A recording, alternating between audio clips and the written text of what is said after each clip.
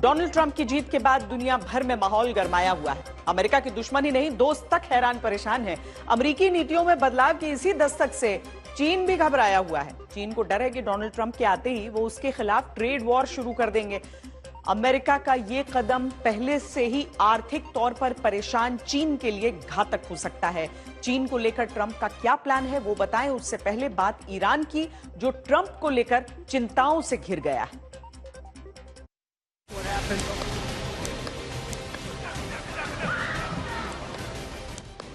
Donald Trump पर हुए जानलेवा हमले को अमेरिकी चुनाव का टर्निंग पॉइंट बताया जा रहा है।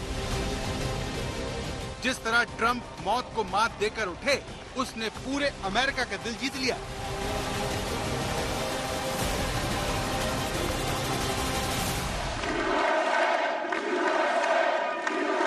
Well, I want to thank you all very much. This is great. These are our friends. We have thousands of friends in this incredible movement.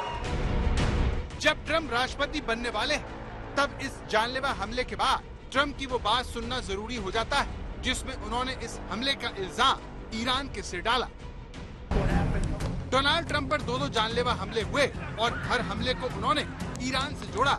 अब सवाल ये है कि राष्ट्रपति बनने के बाद ट्रंप क्या ईरान को धूल चटा देंगे, जैसा उन्होंने बाइडेन से करने को कहा था।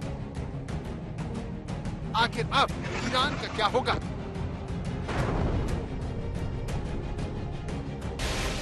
चुनाव से पहले ट्रंप ने ईरान को धूल चटा देने की मांग की थी, लेकिन अब वो खुद राष्ट्रपति बनने जा रहे हैं। ऐसे में ईरान को लेकर वो क्या सोचते हैं, बताने की जरूरत नहीं कि ट्रंप की जीत के बाद $1 के मुकाबले रियाल 7 लाख पर पहुंच गया, जो अपने आप में रियाल के गिरने का रिकॉर्ड है। इसकी जड़ में ईरान पर ट्रंप की तरफ से लगने वाले प्रतिबंधों का वो भय है, जिसने ईरान के पसीने छुड़ा दिए हैं। अब सवाल ये है कि डोनाल्ड ट्रंप ईरान का क्या करेंगे। ये सवाल तब और दिलचस्प हो जाता है जब वो मिडिल ईस्ट जल्द से जल्द युद्ध रुकवाने की बात कह चुके हैं। 4 years we had no wars except we defeated ISIS. We defeated ISIS in record time, but we had no wars. They said, he will start a war. I'm not going to start a war. I'm going to stop wars. But this is also a massive victory for democracy and for freedom. Together we're going to unlock America's glorious destiny, and we're going to achieve the most incredible future for our people. Donald Trump जल्द से जल्द युद्ध रोकने के लिए उतावले हैं, लेकिन क्या वो उनकी जान के दुश्मन को माफ करेंगे? डोनाल्ड ट्रंप के साथ काम कर चुके जॉन बोल्टन की बात सुनकर तो नहीं लगता, जिनका मानना है कि ट्रंप पहले की तरह ईरान पर सख्ती दिखाएंगे। तो ईरान के लिए संदेश साफ है, क्योंकि ये ट्रंप ही थे जिन्होंने साल 2018 में एक तरफा फैसला लेते हुए ईरान से परमाणु समझौता तोड़ दिया। इसके बाद उनके कार्यकाल में ही ईरान के सबसे ताकतवर कमांडर कासिम सुलेमानी की हत्या हो गई। तब से अमेरिका ईरान के बीच शुरू हुआ तनाव अब इजराइल और उसके बीच सीधी जंग में तब्दील हो चुका है। ऐसे में कहा जा सकता है कि ईरान के लिए वाकई में बहुत मुश्किल वक्त की शुरुआत हो चुकी है, क्योंकि उसके खिलाफ अब नेतन्याहू को ट्रंप का भी साथ मिल चुका है। तो ट्रंप चुनाव से पहले ही नेतन्याहू के पीछे डटकर खड़े होने का वादा कर चुके हैं। ऐसे में ट्रंप की यही बातें ईरान पर बिजली की तरह गिर रही हैं। नेतन्याहू और ट्रंप के बीच 20 मिनट तक बात हुई। इजरायल का कहना है कि इस दौरान ईरान से खतरे पर विशेष चर्चा हुई। यही नहीं, इजरायल की सुरक्षा पर दोनों ने साथ मिलकर काम करने की प्रतिबद्धता भी दोहराई। अंदर की खबर यह है कि ट्रंप चाहते हैं कि इजरायल ईरान और उसके प्रॉक्सी संगठनों के खिलाफ अपनी कार्रवाई को उनके शपथ लेने तक पूरा कर ले। अब सवाल यह है कि क्या ट्रंप की शह पाकर नेतन्याहू ईरान के एटमी ठिकानों को निशाना बना सकते हैं?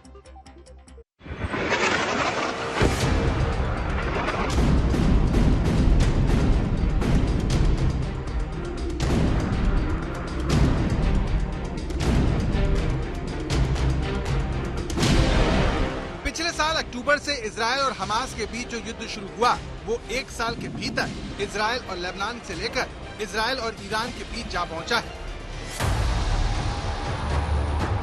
ट्रम्प की जीत के बाद अब सबकी निगाह इस पर लगी है कि क्या ईरान के परमाणु ठिकानों पर इजरायल की तरफ से हमला होगा, जिन पर हमला करने से जो बाइडेन ने नेतन्याहू को रोका था। उससे जुड़ी एक और तस्वीर देखिए।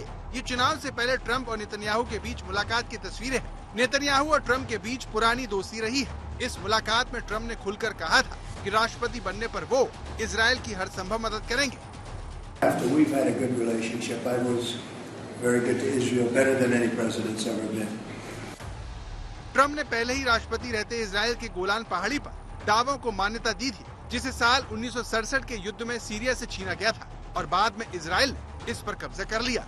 नेतन्याहू पहले ट्रम्प को इजरायल में व्हाइट हाउस में अब तक का सबसे अच्छा मित्र तक कह चुके हैं। ट्रम्प ने ही यरूशलेम को इजरायल की राजधानी के रूप में मान्यता दी थी। ये दशकों पुरानी अमेरिकी नीति के विपरीत था।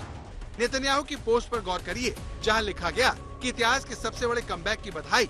ये ऐतिहासिक वापसी अमेरिका इजरायल के पावरफुल संबंधों को और मजबूत करेगी। सच्ची दोस्ती के नाम पर इजरायल ने बधाई भेजी है। फिलहाल ईरान ये जरूर साफ कर चुका है कि उसके न्यूक्लियर प्रोग्राम में ट्रम्प के सत्ता में आने से कोई बदलाव नहीं करने वाला। ईरान ये साफ मानकर चल रहा है कि हालात जितने भी बुरे हैं, उसमें ट्रम्प के आने से कोई नया बदलाव नहीं आने वाला, क्योंकि ईरान को लगता है कि ट्रम्प आकर अब अपनी पुरानी खुन्नस निकाल सकते हैं। तो ट्रम्प के आने से इजरायल के हौसले बुलंद हैं। ईरान परेशान है क्योंकि इजरायल पर पलटवार करने की सूरत में अमेरिका की तरफ से तैनात B-52 बॉम्बर से उस पर हमला होगा, जिन्हें हाल ही में अमेरिका ने मिडिल ईस्ट में तैनात किया है। ईरान को कहीं न कहीं ट्रंप के आने के बाद बढ़ते खतरे का डर है। शायद इसीलिए उसकी तरफ से हिजबुल्लाह के जरिए ट्रंप की जीत के ऐलान के दौरान ताबड़तोड़ मिसाइल, रॉकेटों की बारिश करवाई गई। संदेश ये कि अगर छेड़ा तो छोड़ेंगे नहीं। लेकिन ट्रंप ईरान के अलावा चीन को भी नहीं छोड़ने वाले। ट्रंप के साथ काम कर चुके जॉन बोल्टन का दावा है कि ट्रंप 2020 की अपनी हार के लिए चीन को दोषी मानते हैं, इसीलिए उसे नहीं छोड़ेंगे। India has a true friend in White House. A great champion of India, a man who works night and day for his country, and a man I am proud to call my true friend, Prime Minister Modi. I present to you my friend, a friend of India, a great American president, Mr. Donald Trump. Modi, India. Yeah. He's a friend of mine. It's great. अब की बार Trump सरकार। मोदी और Trump के बीच गहरी दोस्ती की झलक उनकी ताजा बातचीत में दिखती है। प्रधानमंत्री मोदी ने डोनाल्ड ट्रंप को दोबारा राष्ट्रपति बनने पर बधाई दी और ट्रंप से दुनिया में शांति, स्थिरता और समृद्धि को बढ़ावा देने के लिए मिलकर काम करने की बात कही। इसके जवाब में डोनाल्ड ट्रंप ने कहा कि हम दुनिया की शांति के लिए एक साथ मिलकर काम करेंगे। मोदी ट्रंप की जुगलबंदी चीन को भारी पड़ सकती है, क्योंकि ट्रंप जनता से चीन के माल पर भारी टैक्स लगाने का वादा करके आए हैं। अब सवाल ये है कि चीन से ट्रंप आखिर इतने खफा क्यों हैं? तो ट्रंप चीन को नहीं छोड़ेंगे। मामला निजी खुन्नस का है, जिसका सीधा फायदा भारत को होने की बात कही जा रही है। अब चाइनीज आयात पर टैक्स बढ़ सकता है। ग्लोबल एक्सपोर्ट में भारत की हिस्सेदारी बढ़ाने का रास्ता खुल सकता है। चीनी उत्पादों पर टैक्स बढ़ा तो टेक्सटाइल से लेकर टाइल तक और वायर से लेकर केबल्स का निर्यात बढ़ाने के मौके मिलेंगे। भारत के मेटल एक्सपोर्टर्स के लिए अमेरिकी मार्केट खुलने की उम्मीद बढ़ेगी। भारत के केमिकल और फार्मास्यूटिकल एक्सपोर्ट्स के लिए मौके बढ़ सकते हैं। भारत और अमेरिका के बीच दोस्ती का एक बड़ा फैक्टर चीन भी है। चीन को काबू करने के लिए अमेरिका ने इंडो पैसिफिक में एक मोर्चा तैयार किया था। अब ट्रंप के आने के बाद क्वाड का वो मोर्चा और मजबूती से आगे बढ़ेगा। भारतीय समुद्री क्षेत्र के आसपास साझा युद्धाभ्यास बढ़ेंगे, जिससे हथियारों की खरीद बिक्री का भी फायदा हो सकता है। दोनों देशों के बीच टेक्नोलॉजी ट्रांसफर के मौके भी बढ़ सकते हैं और चीन के बढ़ते मंसूबों के खिलाफ एक मजबूत मोर्चा बरकरार रह सकता है। He's been tough on China, which of course, given our own troubles with China, is not bad for us. So I think, these are the kinds of things we can expect on the basis of his existing track record. लेकिन America में Trump की विजय से भारत में खुशी का माहौल है, क्योंकि दोनों देशों के रिश्तों के 4 बड़े स्तंभ हैं, जिसमें पहला है ट्रेड यानी कारोबार, दूसरा है टेक्नोलॉजी, तीसरा है एनर्जी यानी ऊर्जा और चौथा है रक्षा और सामरिक रिश्ते। संबंधों को इस मुकाम तक लाने में राष्ट्रपति ट्रंप का अमूल्य योगदान रहा है। फ्रेंड्स, आज हमारी चर्चा में हमने इस पार्टनरशिप के हर अहम पहलू पर सकारात्मक विचार किया।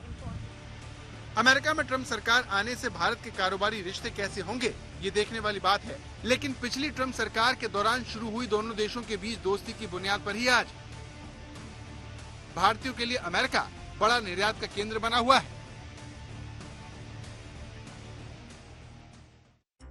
ट्रंप की वजह से चीन ही नहीं, यूरोप में अमेरिका के दोस्त भी परेशान हैं। फ्रांस के राष्ट्रपति इमैनुअल मैक्रों तो ट्रंप की जीत के बाद लगातार अपनी चिंता खुलकर जता रहे हैं। मैक्रों ने एक्स पर लिखा, अमेरिका की जनता ने ट्रंप को अपने हितों की रक्षा के लिए चुना है।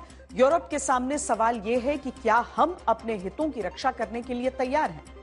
इससे पहले मैक्रों ने चेतावनी दी कि यूरोप को अपनी सुरक्षा हमेशा के लिए अमेरिका को नहीं सौंपनी चाहिए। यूरोप को अब अपने भाग्य की बागडोर खुद संभालनी चाहिए। उन्होंने कहा कि अब यह नहीं सोचना चाहिए कि अमेरिका क्या करेगा, बल्कि यह सोचना चाहिए कि यूरोप क्या करने में सक्षम है। उन्होंने कहा कि रक्षा, औद्योगिक सुधार और डीकार्बोनाइजेशन के क्षेत्र में यूरोप को अपना भाग्य खुद तय करना चाहिए।